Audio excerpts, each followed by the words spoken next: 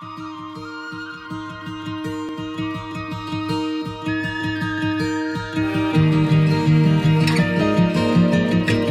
here in Einot Kedem, an agricultural farm just outside of Jericho with Na'ama Atidya, whom I've known for many years.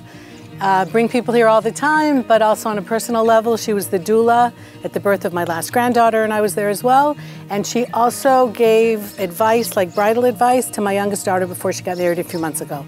And that's just a slice of what she does. So Na'ama, it's great to be here today. Tell us a little bit about Einot Kedem. Okay, so welcome to our farm.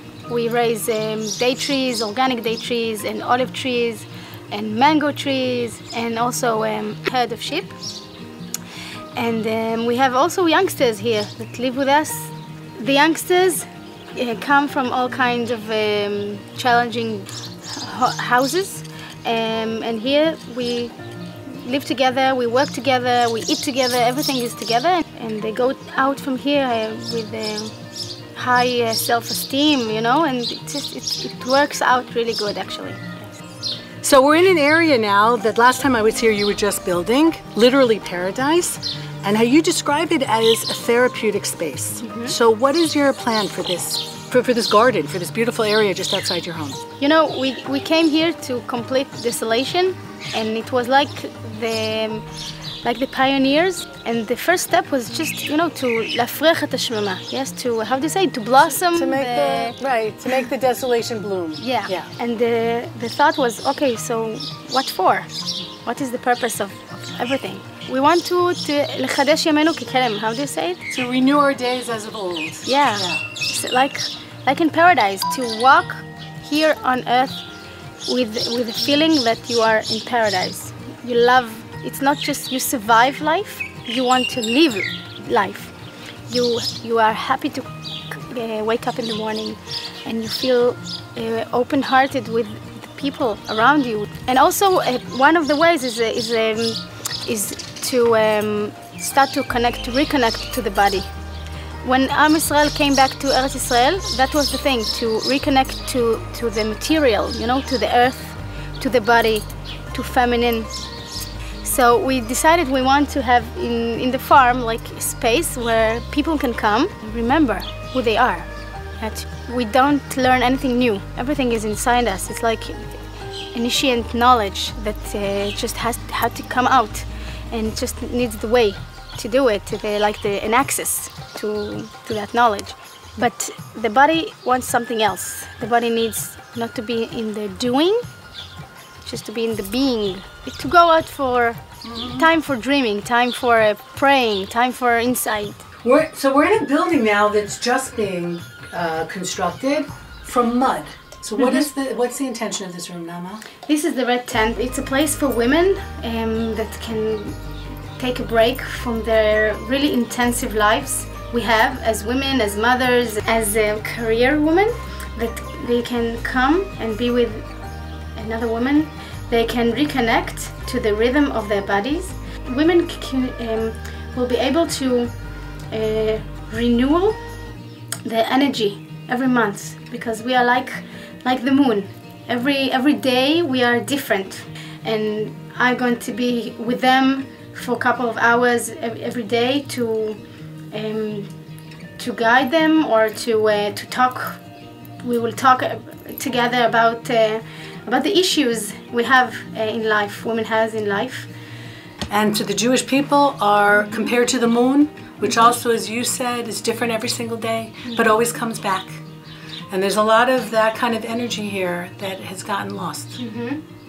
Yeah, beautiful. I think it's a beautiful thing that here in Eretz Yisrael, after 70 years, we can, you know, make another step into the spirit, into the earth, into everything, into the spiritual of our Torah, and to make our connect deeper. So this is a self-sustaining farm. Where do you get your income from? We are raising trees, organic olive trees for organic olive oil, very high quality, very tasty. And also we have date trees, also organic, majul.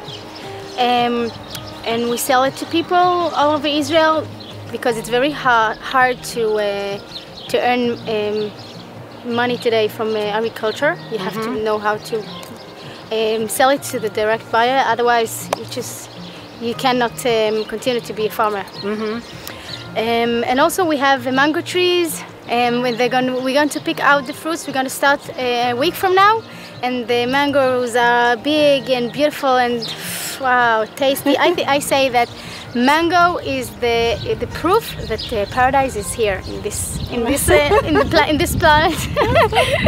And also we have a herd of sheep. Now all the sheep are 500 of them, and now they are not here. They are walking around all over the farm, grazing. Eating and grazing. Yeah, and these are sheep for meat. What else do you have here? You have a welding shop for the kids. What do they learn here to do besides agriculture? Yeah, we have like big hangar. Hangar, and we have classes of carpentry and blacksmith and